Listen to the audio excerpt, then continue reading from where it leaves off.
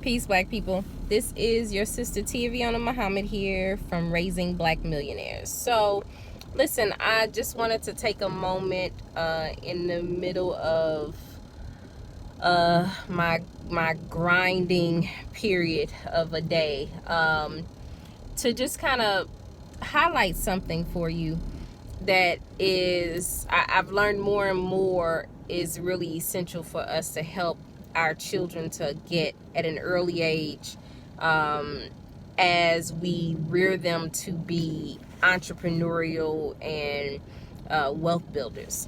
So for those of you who don't know, haven't heard me talk about it before, one of my favorite podcasts is called the How I Built This podcast. Now, I know on this platform, you're used to me sharing with you resources that were created or founded by a black person, and we'll always and forever do that. But it's imperative that we are able to take from or observe and utilize resources from other cultures that are working for them, right? And bring them back to ours and implement, right? And so one of the most enriching podcasts that I have found is called How I Built This. It's an NPR podcast, and it is it's hosted by a guy named Guy. I think Guy's last name is Roz, right? And so you should definitely take a moment to check out the podcast. If you're a member of the Raising Black Millionaires parent group, then I have just shared the latest episode with you to this date. So you should always just check out the podcast. But let me tell you a reason why I really love and appreciate this podcast, and I'm hugely or greatly encouraging you to check it out, but more specifically to set up the environment or the condition situation for your children to check out this particular podcast. The reason is, on that podcast, Guy interviews the founders of these mega brands, right?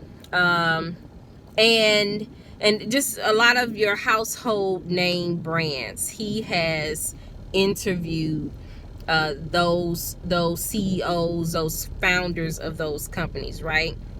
When you go check it out, you'll be able to see some of the names. But without fail, all of those interviewees consistently express this arduous, this extreme process or journey that they had to go through to overcome and see their business become a highly profitable, successful business. Well, why am I highlighting that? I'm highlighting that because in my experience, our people and people in general, really, but our focus is our people, right?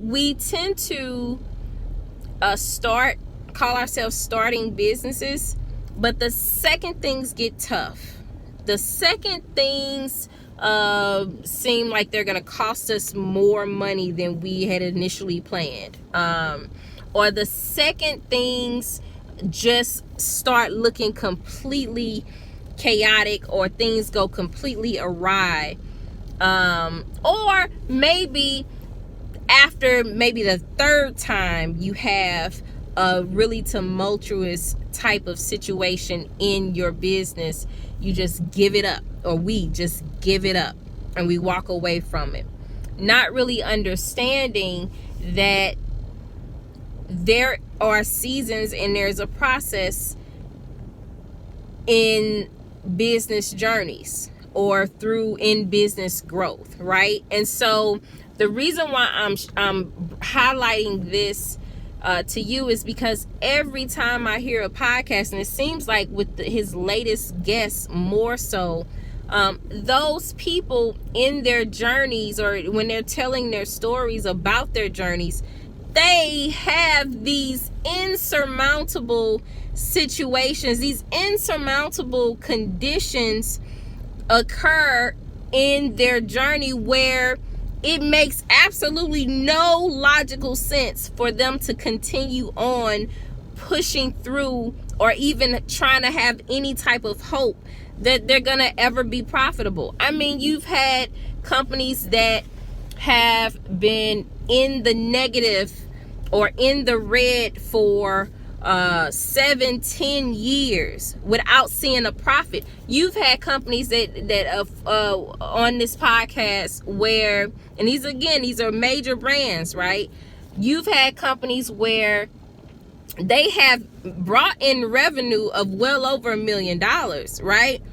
But they're not profitable. Their overhead is still so excessive that the company is not profitable, meaning the people who founded the company, they are either constantly having to find investors to pour money into the company just so the company get to the next level and grow, or have any hope of doing so, or they just simply, or I should say, and they as the founders are either not taking a salary at all. Literally, they're going on these 7-10 year journeys where they have to constantly meet payroll, right? Because they've had to take on teams, large teams, just to produce whatever product they're producing or whatever service they're producing. And they themselves are not taking home any money, right? They're scraping by, right? So I'm just highlighting that because I think that as we, as parents who are grooming our children to be entrepreneurial, grooming our children to be wealth builders and wealth maintainers, there's a certain degree of sophistication that we have to groom them to have as it relates to their perspective about business and all that it takes, all that it can take to really get a business to where you may have envisioned it in your mind, right? There may be a whole lot of sacrificing involved. You may have to give and give and give until you just absolutely feel you can't give anymore. Now there is another side to that coin, but for the sake of this point, I just want us to as parents to keep in mind that it's important to expose our children to these types of conversations and these types of proven scenarios or entrepreneurial journeys through avenues or resources like podcasts, so that they can understand the cost value associated with starting anything that is important to you, right? Like, there's simply a difficulty factor attached to anything of value, right? And so if we can just groom our children by exposing them to this type of or these various different types of stories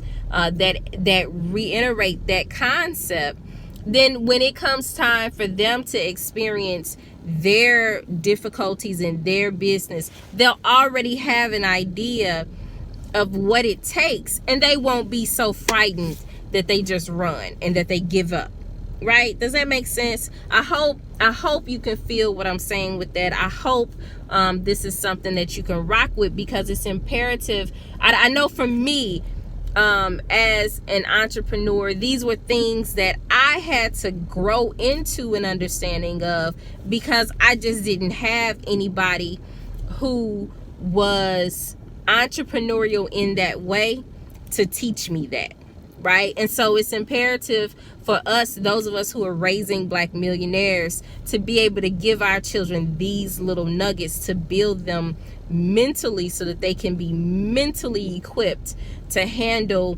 not only the success that they're destined for, but the journeys that'll be necessary for them to travel to get to that success. Okay, that's all I wanted to share with you all. Until next time, peace.